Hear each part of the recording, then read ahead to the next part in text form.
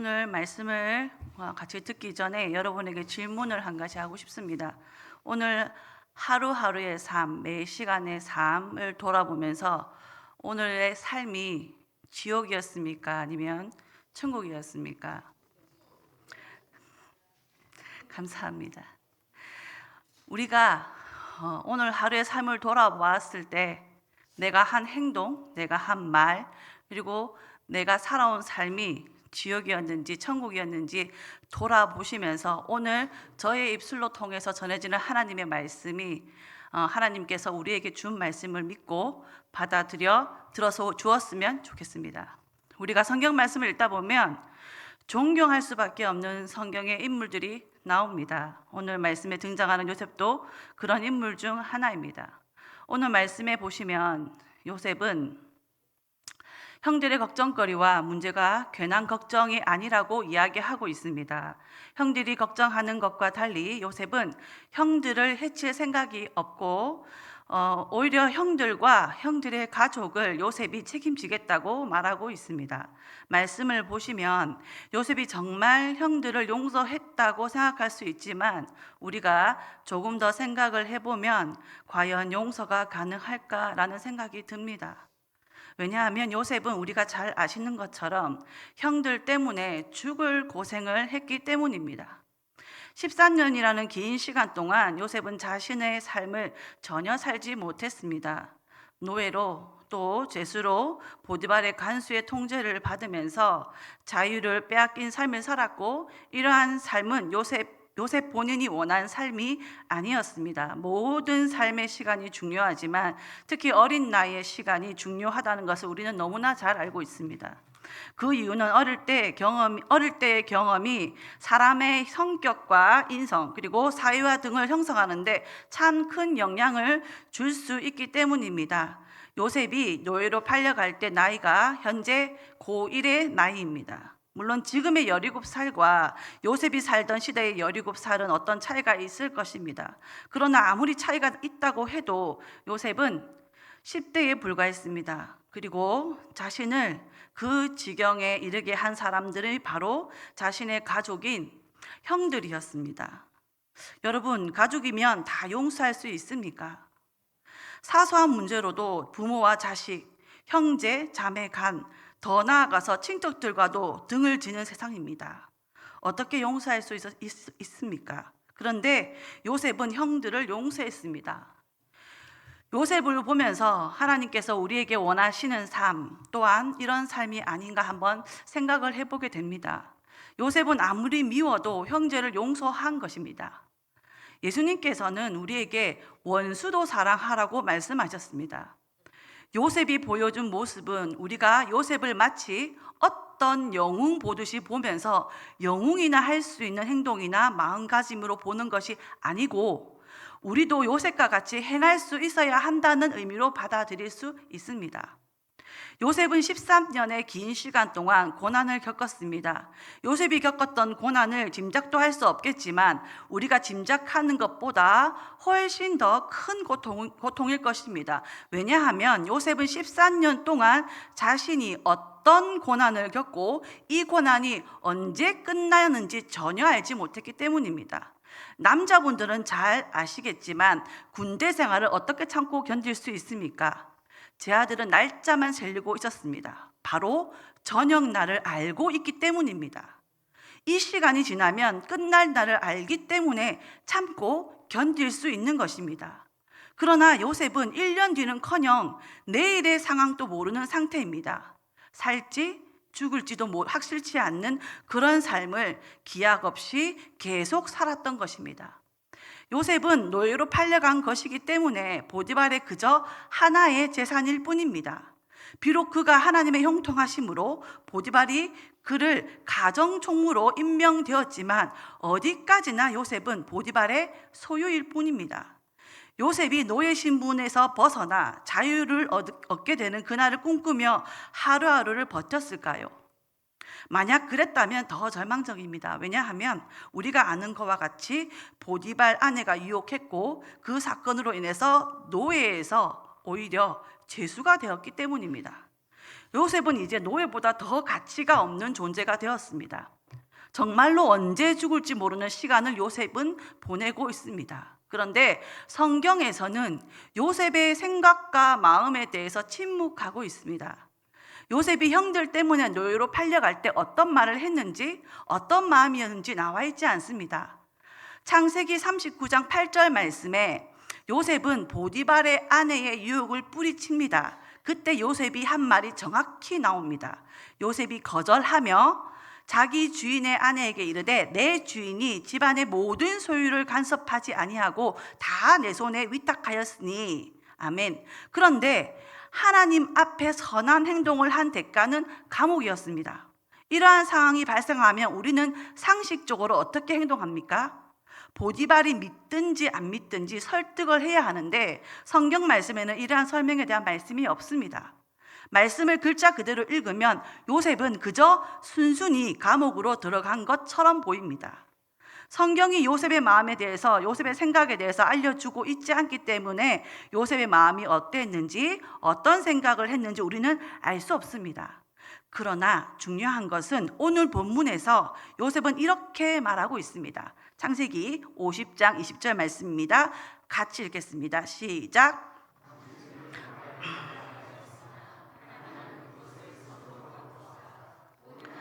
많은 백성의 생명을 구원하게 하셨나니. 아멘. 요셉의 기나긴 고난의 이유를 찾았습니다.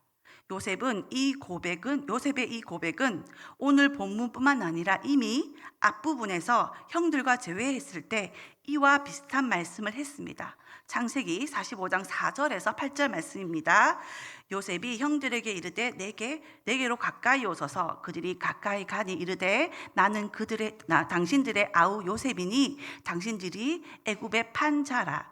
당신들이 나를 이곳에 팔았다고 해서 근심하지 마소서, 한탄하지 마소서. 하나님이 생명을 구원하시려고 나를 당신들보다 먼저 보내셨나이다. 이 땅에 2년 동안 흉년이 들었으나 아직 5년은 밭가리도 못하고 추수도 못할지라.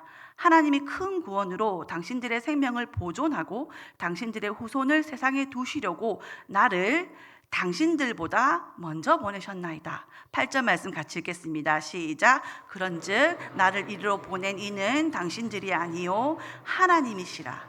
하나님이 나를 그 온 집의 주로 삼으시며 애굽 온 땅의 통치자로 삼으셨나이다. 아멘. 요셉은 형들에게 팔려 인생의 큰 고난을 만났고 마음에 큰 상처를 입었지만 요셉은 형들에게 한탄하지 말고 근심하지 말라고 말합니다. 형들은 사악한 행동을 해서 나를 팔았지만 그것은 하나님이 생명을 구원하시려고 먼저 보내신 것이기 때문이라고 말을 하는 것입니다. 이 말씀을 할 때 요셉이 분노에 차서 말하지 않고 오히려 형들을 위로하고 있습니다. 요셉이 고난을 견뎠기 때문에 총리가 되었다는 것은 중요하지 않습니다. 하나님의 백성에겐 총리는 곧 성공한 인생이라는 공식은 성립되지 않습니다.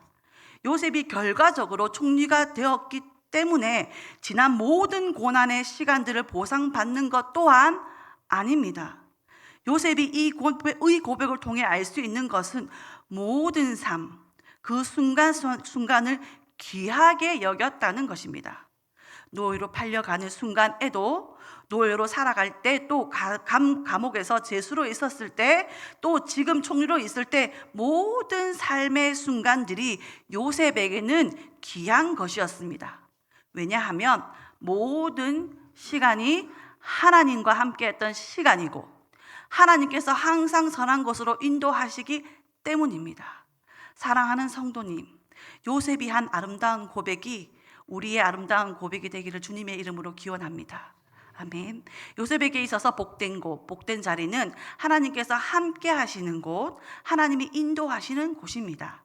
인간의 기준으로는 죄수의 자리, 노예의 자리는 불행한 자리이지만 하나님의 인도하심으로 죄수로, 노예로 인도하고 계신다면 그 자리는 바로 복되고 선한 자리인 것입니다. 하나님은 요셉과 항상 함께 함께 하셨다면 요셉의 모든 삶이 바로 귀하고 복된 시간인 것입니다. 성경이 요셉의 마음과 생각에 대해 침묵한 것도 바로 이 점을 부각시키려고 하지 않았나 생각해 볼 수 있습니다. 사랑하는 성도님, 그렇다면 여기 함께 예배를 드리고 있는 우리 모두는 각각 그 살아온 시간이 다르기는 하지만 우리가 살아온 시간을 한번 돌아볼 정도의 그런 여정을 지금 지내고 있습니다. 우리의 여정을 돌아보시면 삶의 모든 순간들 아니면 어느 한 부분이 혹시 원망되거나 후회가 되십니까? 아니죠. 성도인 우리는 그 모든 순간들이 바로 감사합니다. 모든 것이 하나님의 인도하심이고 하나님의 놀라운 은혜였다는 고백이 흘러나오지 않을 수 없습니다.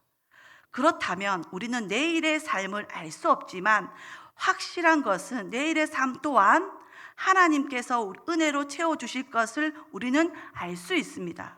내일도 모레도 주님께서 부르실 그날까지 우리의 삶은 항상 귀하고 복된 삶인 것입니다. 지금 당장 고난에 처한 성도님도 계실 것입니다. 내일을 생각하면 가슴이 먹먹하고 불안이 엄습하는 성도님들도 분명히 계실 것입니다. 실제로 세상은 점점 살기가 힘들어지고 고물가, 고금리 사회, 곳곳의 부패, 그리고 피부로 느껴지는 지구온난화, 앞으로 우리가 어떻게 살아야 할지 막막한 소식들만 들려옵니다. 요셉이 잠에서 깨어 눈을 떴을 때 여전히 요셉의 눈에 가장 먼저 들어온 것은 어두운 감옥 벽이고 현실은 달라진 것이 없습니다.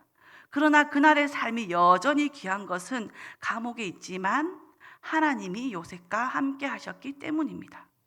우리 또한 우리와 영원히 함께 하시는 그 하나님 한 분으로 살아가시기를 기원합니다. 우리는 목적지를 알지 못해서 하루하루 불안에 떨며 미래를 걱정하면서 살아가는 자들이 아닙니다. 우리는 이미 정해진 분명한 목적지를 향해서 가고 있습니다. 하나님의 은혜로 예수 그리스도를 믿었고 우리는 구원을 받았습니다. 우리는 천국이라는 명확한 목적지를 가지고 삶의 여정을 보내고 있습니다. 명확한 목적지를 알고 있기 때문에 두려워도 기꺼이 우리는 한 걸음 한 걸음을 내디딜 수 있습니다. 혹여나 하나님이 함께 하신다는 이 사실이 전혀 위로가 되지 않으시거나 기쁨이 되지 않으십니까?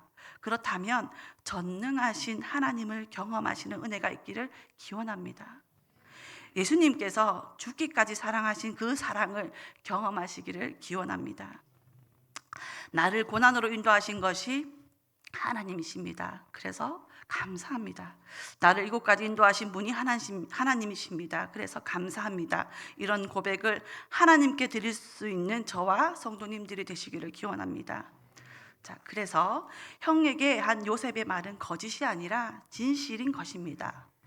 가족이라고 하면 그 어떤 갈등도 쉽게 이겨내고 모든 것을 덮어주고 용서할 수 있을 것 같지만 그렇지 못한 가정이 참 많다는 것을 우리가 알고 있습니다. 요셉과 형들이 아무리 혈육관계라고 하지만 형들에 의해서 요셉이 당한 일은 이미 선을 훨씬 넘은 쉽게 용서하거나 돌이킬 수 없는 일입니다. 요셉의 형들도 잘 알고 있었습니다. 그래서 요셉은 형들이 날 판 것이 아니고 하나님께서 보내신 것이라고 말하면서 용서한다고 했지만 형들의 마음속 깊은 곳에는 여전히 불안의 씨앗이 남아 있었습니다.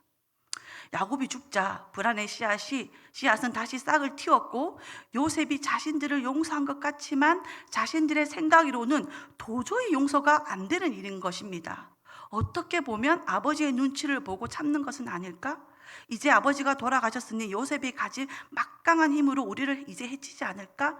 라는 너무나도 당연한 생각이 형들에게 엄습했습니다. 창세기 50장 17절 말씀입니다. 너희도 이같이 요셉에게 이르라. 내 형들이 내게 악을 행하였을지라도 이제 바라건대 그들의 허물과 죄를 용서하라 하셨나니 당신 아버지의 하나님의 종들인 우리 죄를 이제 용서하소서 하매 요셉이 그들이 그에게 하는 말을 들을 때 울었더라. 아멘. 17절 말씀처럼 형들은 철저히 동생 요셉 앞에서 회개하며 용서를 구하는 모습을 잘 묘사하고 있습니다. 그들은 먼저 사람을 보내서 용서의 말을 전하고 직접 요셉을 찾아가서 용서를 구합니다. 두 번에 걸쳐 용서를 구합니다.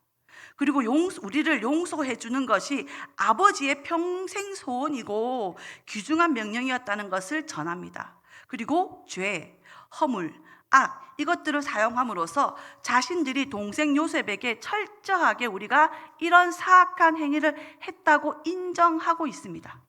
마지막으로 당신 아버지의 하나님의 종들이라는 표현을 함으로써 하나님 아버지와 같이 너도 자비를 베풀라고 간절히 요청하고 있습니다.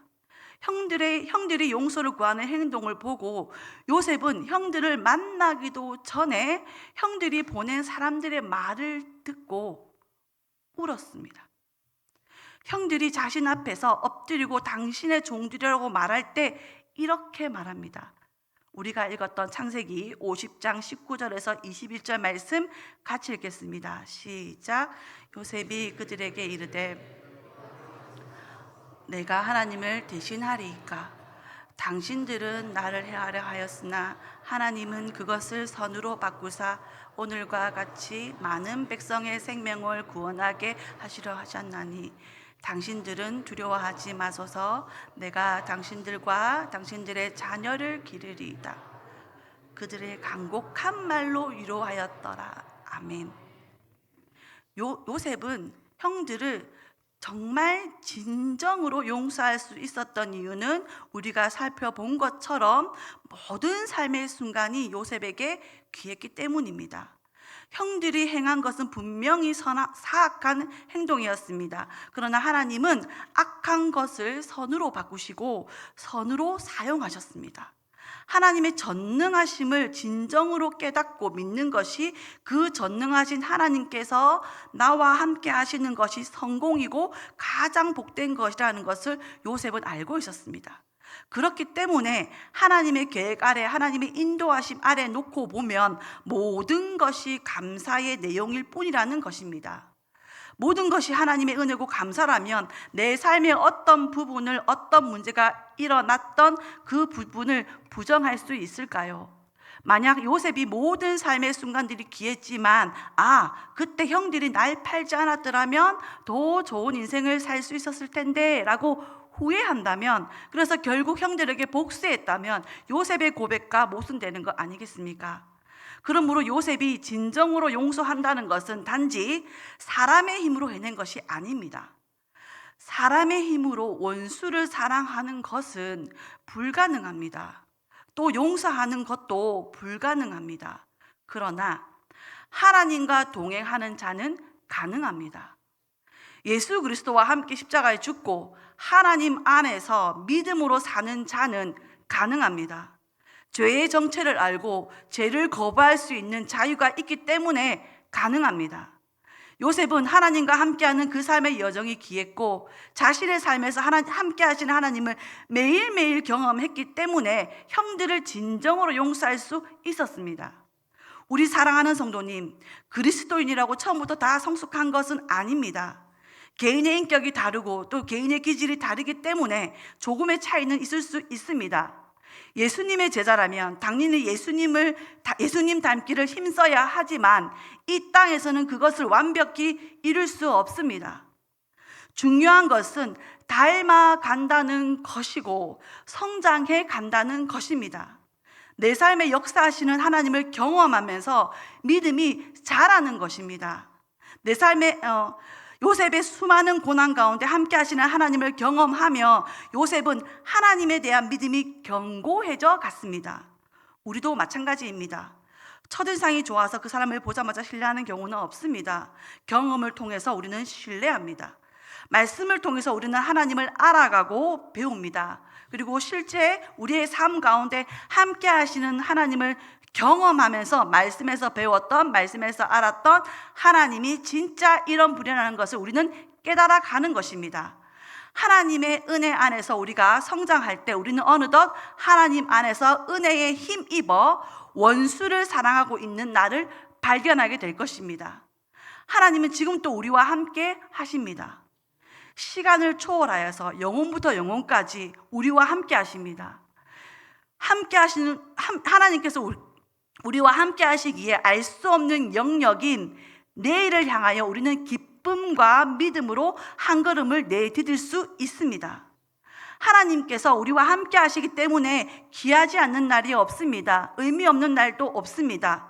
작고 큰 성공에 우리는 우쭐하지도 않습니다.